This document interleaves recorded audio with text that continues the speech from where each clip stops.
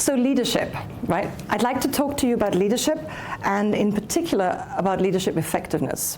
So I'm going to draw up a bit of a diagram of leadership effectiveness, and the reason why I'm talking about leadership effectiveness rather than leadership itself is, there we are, because the concept of leadership itself is quite contested, and there's over 200, maybe more, scientific definitions of leadership that have been published in the scientific literature.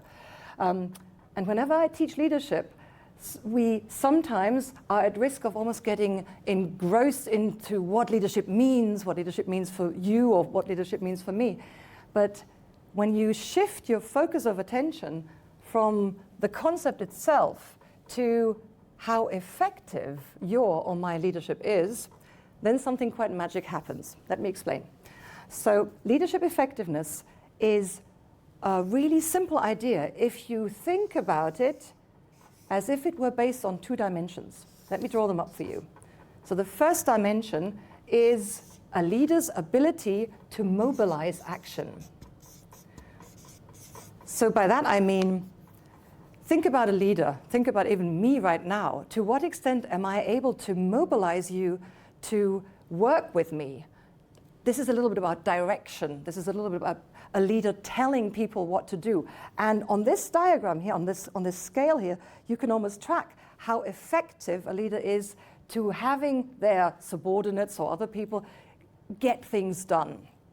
But that's not all, right? So if you're already starting to think about effectiveness in terms of what it means to be mobilized to actually do something, me telling you what to do, there's another dimension that's important, and this is about motivation.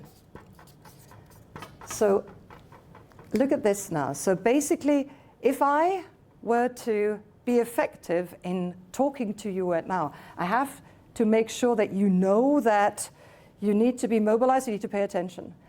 But I also need to motivate you to pay attention.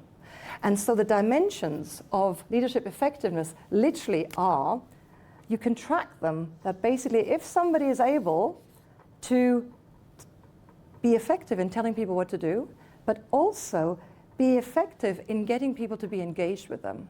So mobilization is a little bit about kind of, the subordinate respecting the authority of the leader. But motivation is another dimension. And this is a little bit about trust, or how inspirational, how engaging the leader is. And then something magic happens, because effectiveness goes up, and what the audience or what the world actually sees is something even more interesting, dare I say, sexy.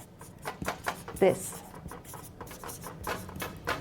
is how a leader becomes charismatic. And so this is a short story of you understanding leadership effectiveness, and perhaps even gauging how effective you yourself are in mobilizing somebody that you're working with or somebody you're talking to get stuff done, as well as actually motivating them to keep listening or to actually pay any attention to you in the first place.